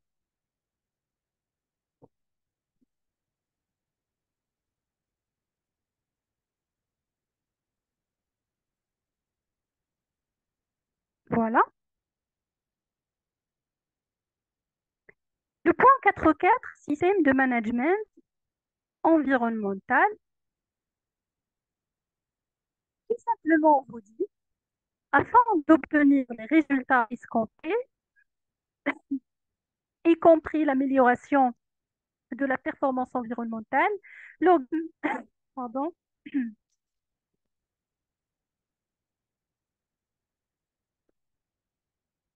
l'organisme doit établir, donc voilà, établir et mettre en œuvre et tenir à jour et améliorer en continu un système de management, y compris les processus nécessaires et leur interaction. Tout simplement, s'il vous plaît, ce point 4.4, c'est déclencher la mise en place du système. Alors, lorsqu'on vous parle ici que vous devez établir, mettre en œuvre, tenir à jour, améliorer en continu un système de management environnemental, c'est toutes les étapes qui vont venir par la suite. C'est à partir du point 4.4 qu'on va commencer donc à mettre en œuvre les processus de notre système de management environnemental. Alors, au niveau du chapitre 4.4, on vous dit quoi? Que vous allez maintenant commencer à mettre en place votre système. Quand on parle de processus, donc ici, le point 4.4 au niveau de la norme ISO 14001, c'est commencer l'organisation, si vous voulez, ou bien plutôt travailler sur l'aspect organisationnel. Donc, je vais vous expliquer. On va commencer un système de management environnemental. Il nous faut un bon environnement pour recueillir l'ensemble des actions qu'on va mettre en œuvre. Par exemple, c'est le moment, donc le point 4.4, de créer un service environnemental indépendant. Si vous n'avez pas encore un service environnemental indépendant, parce qu'il y a des entreprises notamment dans lesquelles on n'a pas vraiment un service environnemental ou bien un service HSE. Parfois, on responsabilise tout simplement euh, quelqu'un qui a déjà, notamment, je prends le responsable qualité, et on lui confie des missions dans le cadre de l'environnement. Mais on n'a pas vraiment un processus ou bien un département, ou bien peu importe, selon votre choix, on n'a pas donc une entité bien définie qui va être responsable de tout ce qui est management de l'environnement. Alors, c'est le moment, si vous n'avez pas ça, c'est le moment de créer les différents processus, ou bien processus environnement, ou bien processus HSE, ou bien comme vous voulez, la nomination n'est pas importante pour pouvoir travailler par la suite. Donc, on va commencer notre système. Donc, il faut établir le bon environnement organisationnel pour ce système-là.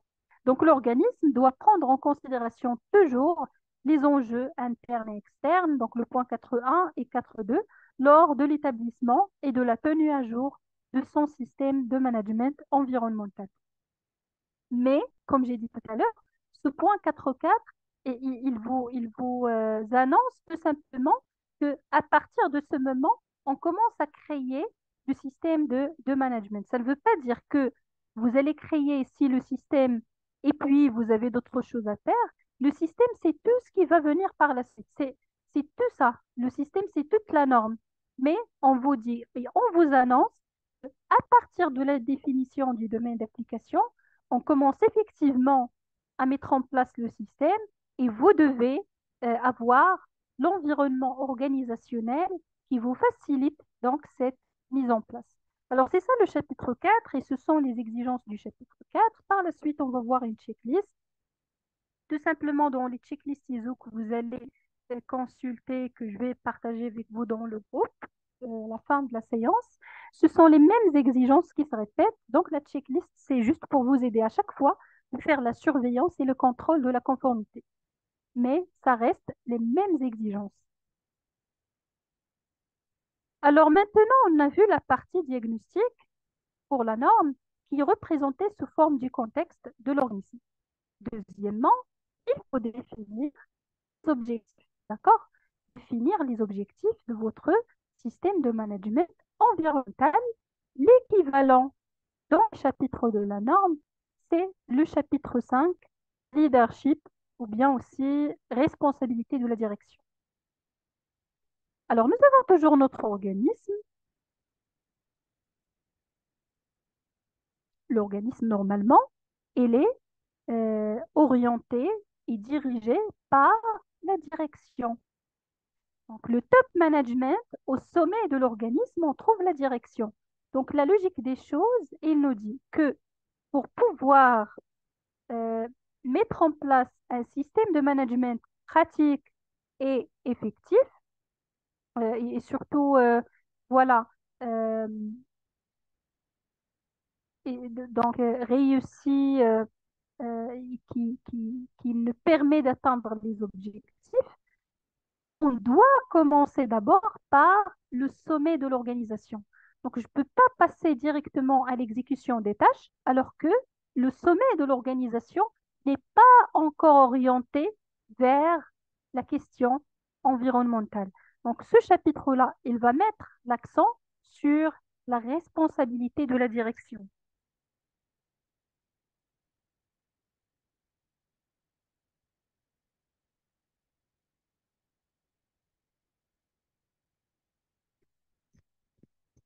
Toutes les décisions, ils se prennent au niveau de la direction, au niveau du top management. Donc, je ne peux pas parler d'un système de management réussi si je n'ai pas l'engagement total de la direction. Donc, je parle de responsabilité de la direction et je parle de l'engagement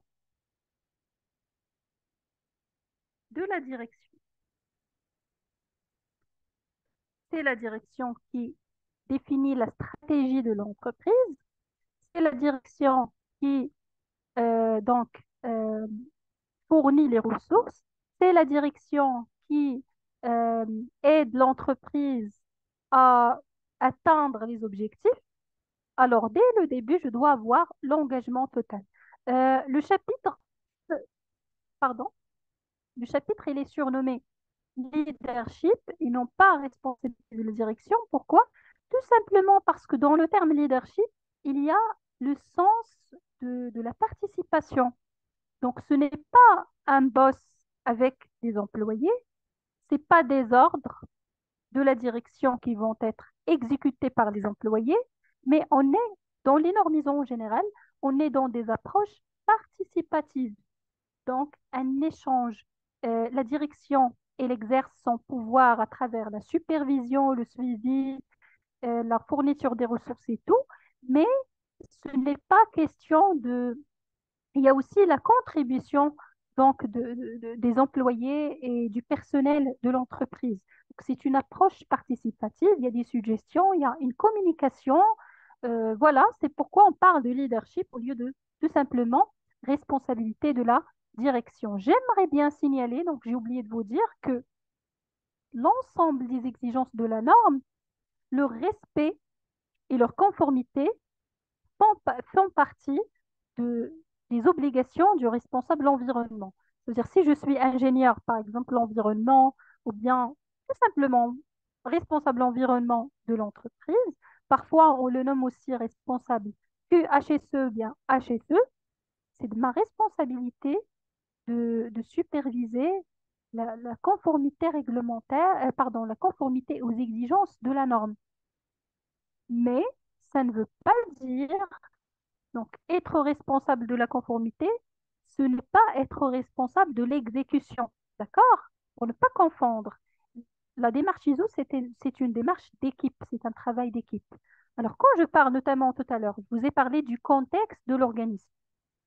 Quand je dis le contexte, c'est la stratégie.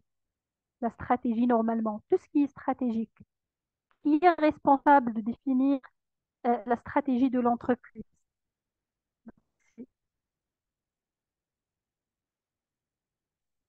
La prise des grandes décisions, c'est tout simplement la direction.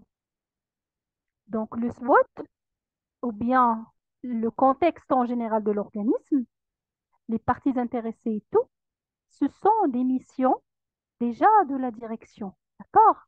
Euh, en, en collaboration avec le responsable environnement. Ce n'est pas le responsable environnement qui a le droit de prendre les décisions stratégiques en termes d'enjeux et tout ça, mais c'est la direction. D'accord? C'est la direction qui exécute, mais qui est responsable de la supervision du respect de cette exigence, c'est le responsable environnement. Le jour de l'audit, c'est vous qui va être responsabilisé parce que c'est vous qui connaissez la norme et c'est vous qui doit assister tous les membres de l'entreprise et surveiller que tous les membres de l'entreprise réalisent leurs tâches et leurs actions et leurs responsabilités euh, de telle sorte qu'on reste toujours conforme aux exigences de la norme. Vous me comprenez, s'il vous plaît? Donc, être responsable de suivi de la conformité, c'est pas toujours être responsable d'exécuter. Il y a des tâches que vous allez exécuter vous-même, il y a des tâches qui vont être exécutées par d'autres personnes, mais vous devez toujours assurer du respect donc de tout ce qui est exigence. C'est pourquoi, notamment au niveau du chapitre leadership, on responsabilise la direction et on met l'accent sur la responsabilité de la direction à fournir les ressources nécessaires pour mettre en place, maintenir et améliorer le système de management. Pas uniquement mettre en place le système, mais le mettre en place, faire son suivi, sa mise à jour et son amélioration continue. Donc, la direction va exprimer ses engagements dans ce qu'on appelle la politique environnementale. Alors, la politique environnementale, c'est un document, donc c'est une information documentée, comme le domaine d'application.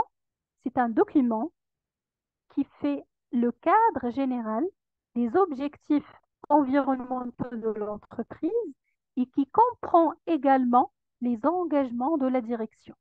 Notamment, lorsque vous allez, par exemple,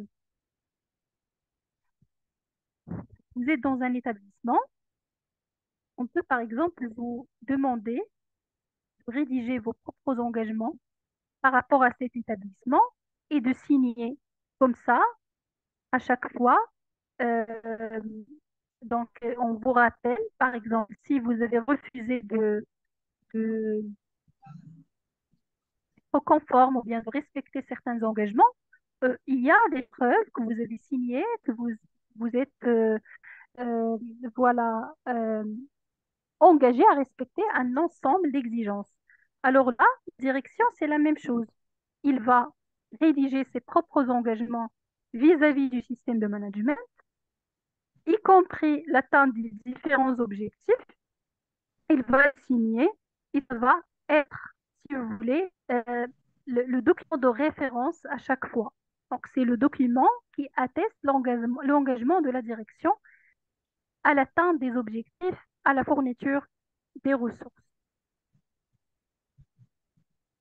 Alors, ce n'est pas vous qui élaborez la politique, mais c'est à vous d'assurer que la direction va élaborer une politique environnementale qui est conforme aux enjeux internes et externes et qui respecte bien évidemment tout ce qui est, voilà, euh, tout ce qui est engagement de cette direction.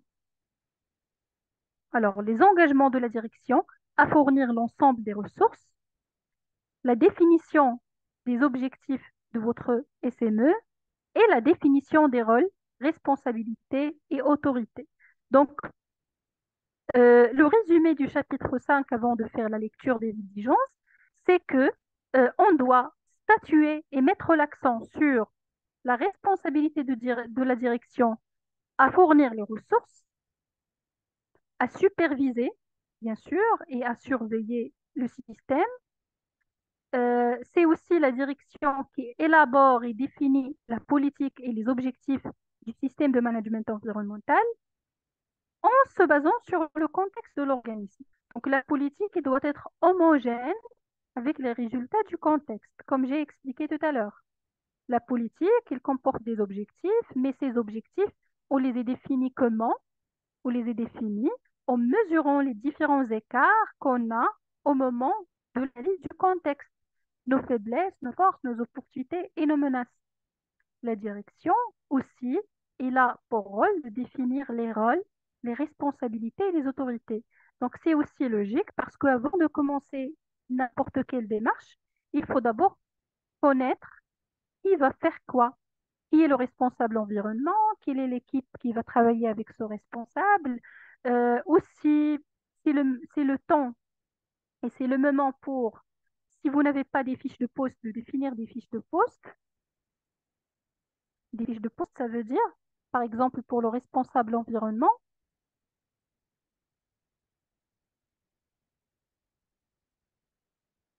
quelles sont donc ses missions, euh, quelles sont ses limites de responsabilité, qu'est-ce qu'on attend de ce responsable, et ainsi de suite. Donc, définir des fiches de poste, responsabiliser les personnes, définir les rôles, définir les autorités.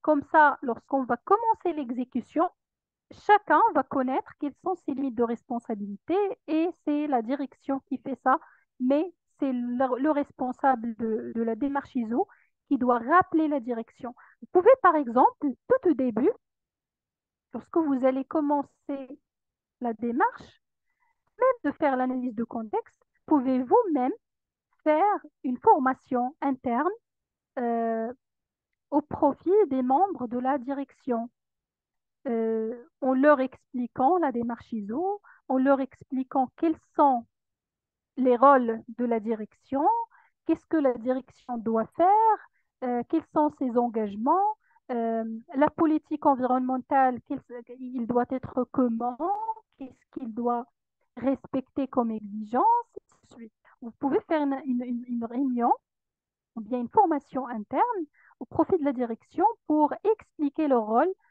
Comme ça, on va garantir la contribution et l'engagement total de cette direction. Sinon, si la direction n'est pas engagée, parce que on peut trouver parfois le top management, il souhaite bien avoir la direction, il souhaite avoir la certification, mais et parfois, donc les responsables et les dirigeants, ils pensent que c'est une démarche qui se fait au niveau opérationnel uniquement. Ça veut dire c'est le responsable environnement, on lui donne le tout, c'est lui qui va tout faire. Alors que la démarche ISO, c'est une démarche participative, donc il faut dès le début éclaircir ce point-là si vous voulez réussir votre démarche. Alors, ce chapitre en avant le rôle de la direction, il est d'ailleurs intitulé aussi Responsabilité de la direction dans les versions précédentes. La direction définit la politique, assure la disponibilité des ressources et de manière générale, il va promouvoir le système de management et s'assurer de sa bonne mise en œuvre et de son amélioration continue. Et on va voir un exemple par la suite de politique environnementale. Mais avant, s'il vous plaît, euh,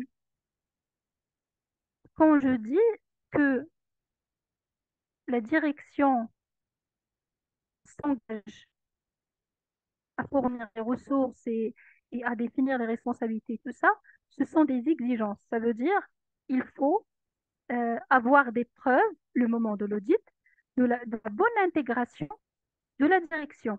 Ça veut dire, par exemple, la direction va on va voir un planning de communication dans lequel la direction fait la supervision et la communication avec l'ensemble des employés. La définition des responsabilités a été bien faite et bien documentée dans des fiches de poste, dans des lettres de mission. Il faut toujours, pour chaque exigence, garder vos preuves. Que ce soit la norme vous demande clairement une information documentée ou pas, comme pour la politique et pour le domaine d'application. Donc, c'est obligatoire d'avoir les informations documentées. Mais aussi, si la norme ne vous demande pas les informations documentées, vous devez garder des preuves tangibles. Comme ça, l'équipe de l'audit, elle n'était pas là avec nous dans l'entreprise. Donc, il a besoin tout simplement de preuves d'exécution de l'ensemble de, des tâches et de la conformité aux ensembles d'exigences. Il n'était pas là, l'équipe, qu'il a besoin de quelque chose qui atteste le respect donc des différentes exigences. On va jeter un coup d'œil sur un exemple de politique environnementale et on va aussi voir qu'est- qu'est-ce que la politique environnementale doit respecter. Donc ici, vous avez une politique environnementale d'une entreprise qui travaille dans le domaine des produits chimiques. La politique ne doit pas être rédigée d'une façon aléatoire, parce qu'il y a un ensemble d'exigences qu'il doit respecter. D'abord, la politique, dans la norme, on vous dit qu'il doit être approprié à la finalité et au contexte de l'organisme. Ça veut dire tout simplement, il est adapté à la taille de votre entreprise, à vos activités, la dimension, la nature de vos impacts, et tout simplement, pour garantir ça, pour réussir ça, la politique doit se baser sur le contexte, sur les enjeux internes et externes. Si vous prenez en considération les enjeux internes pour l'élaboration de la politique et les objectifs de la politique, automatiquement, il va être pertinent et homogène avec votre entreprise. Encore une fois, quand je parle de, donc, de dimension de l'organisme, il ne faut pas définir des objectifs que vous ne pouvez pas atteindre. Si par exemple, je suis dans une petite entreprise avec des moyens économiques limités, avec une capacité de maîtrise limitée, je ne dois pas définir des objectifs qui sont très ambitieux, qui demandent beaucoup de ressources et que l'entreprise ne peut pas atteindre. Les objectifs doivent être toujours réalistes et atteignables. Ils peuvent être ambitieux, mais dans la mesure du possible. La politique elle doit fournir un cadre pour les objectifs environnementaux et inclure un engagement en matière de protection de l'environnement et prévention de la pollution. Par exemple, parmi les objectifs de cette entreprise, c'est la prévention des pollutions des lieux naturels, réduction de la consommation énergétique, dont les enjeux, par exemple, cette entreprise, on a trouvé que on a une facture énergétique qui est très élevée. Donc, notre objectif euh, le plus urgent, c'est d'optimiser la consommation énergétique. Protection des sols et de l'air, parce que pour cette entreprise, il y a des aspects et des impacts sur le sol et l'air. Donc, c'est homogène avec les impacts environnementaux de l'entreprise. Si vous n'avez pas ça, vous n'avez pas d'impact de cette nature, donc pas la peine. Sensibilisation, donc parmi ces objectifs aussi, c'est de travailler sur la communication et la sensibilisation. C'est une faiblesse, donc il faut la renforcer pour ce cas-là. Réduction de la consommation énergétique, gestion des déchets, optimisée. Aussi, la politique, il doit inclure un engagement de satisfaction des obligations de conformité. Il faut le dire clairement au niveau de la politique. Il faut que la politique comporte un engagement au respect de la réglementation. Par exemple, ici, la réglementation européenne et nationale, parce que c'est une entreprise qui a des relations avec euh, différents pays européens. Donc, il est obligatoire, il est obligé de respecter la réglementation. Donc, il faut le dire directement qu'on s'engage à respecter la réglementation nationale et à respecter les exigences de la norme. Il faut le dire dans la politique. Euh, S'adapter aux exigences de la certification ISO 14001 version 2015. Et il doit comprendre aussi clairement un engagement pour faire l'amélioration continue. Donc le terme amélioration continue, vaut mieux le mentionner dans la politique. Pourquoi? Pour dire qu'on est conscient qu'il ne suffit pas de mettre en place le système, mais de faire toujours une surveillance et un suivi et une amélioration de ce système. Extrait de la norme, la politique environnementale doit être tenue à jour. Ça veut dire que ce n'est pas un document fixe non plus. Si les enjeux changent, si nos objectifs changent, aussi la politique et les sujets d'une actualisation. Selon le besoin, bien sûr, sous la forme d'une information documentée, donc il doit être documenté, il doit être aussi signé, bien sûr, par le top management et être disponible vis-à-vis des parties intéressées. La politique environnementale, ce n'est pas un document confidentiel. Par contre, c'est un document qui doit être communiqué en interne avec la totalité donc, des, du personnel, comprise par le personnel. On peut faire aussi une formation, par exemple, pour expliquer les objectifs de la politique au profit de l'ensemble des employés. Et aussi, selon le besoin, le cas échéant, la politique doit être accessible par les parties intéressées externes.